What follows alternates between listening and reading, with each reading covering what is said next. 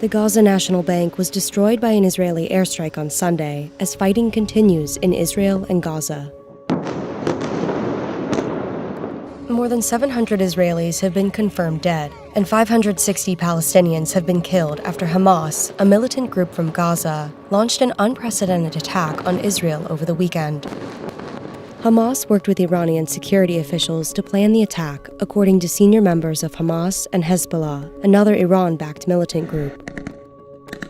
Western leaders have denounced Saturday's assault and offered support to Israel. I've just spoken with Prime Minister Netanyahu to assure him of the UK's steadfast support as Israel defends itself against these appalling attacks. Iranian security officials helped Hamas plan the surprise attack on Israel, senior members of Hamas and Hezbollah said. The green light for the attack, which included air, land, and sea incursions, was given at a meeting in Beirut last week. A spokesman for Iran's mission to the UN said Iran stood in support of Gaza's actions, but didn't direct them. Hamas is considered a proxy group of Iran. The exact nature of how much Hamas is being led by Iran has always been unclear. But of course, they receive a lot of their funding from Iran, a lot of their training from Iran, and a lot of their weapons from Iran. That is according to Israeli officials here in Israel. The planning for the operation began in August, according to senior members of Hamas and Hezbollah. The direct Iranian involvement could raise the risk of a broader conflict in the Middle East. U.S. officials say they haven't seen evidence of Tehran's involvement. There's a long relationship between Iran and Hamas. In fact, Hamas wouldn't be around in the way that it is without the support that it's received from Iran over the years.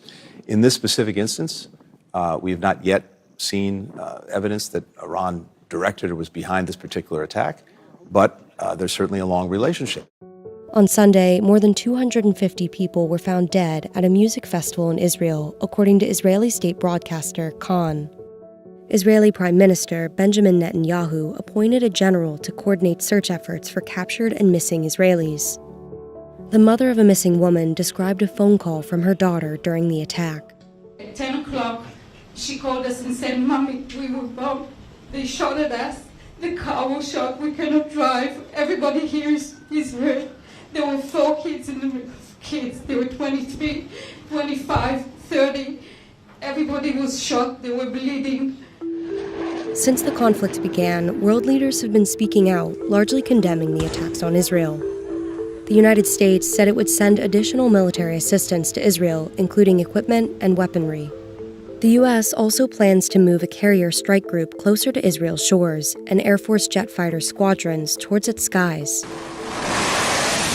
A move that signals its support and aims to deter Iran from taking advantage of the uncertainty in the region. A Hamas spokesperson said the decision to deploy an aircraft carrier near Israel by the U.S. is participation in the aggression against our people. The U.S. is sending one of its largest aircraft carriers to the region, and it's very clear who that's a message to. It's not the message to Hamas. It's not a message to Gaza. That's very clear.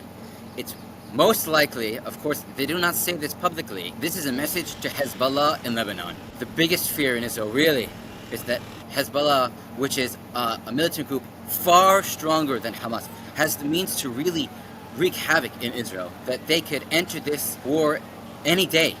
Hezbollah is trying to deter Israel from invading Gaza, from creating a ground invasion into Gaza, and on the other hand, Israel and now the United States are trying to deter Hezbollah from joining this war.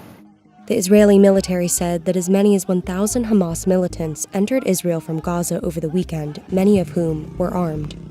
The Israeli military is preparing the ground in Gaza for an invasion, for a ground invasion. They've cleared the communities around the Gaza border, not only because it's not safe for them there, but in order to have freedom of operational movement in that area. They have not declared that they will do it, but they are making very clear preparations that they will do it. And if you listen here to the politicians here in Israel, many of them are talking about removing Hamas entirely from the equation.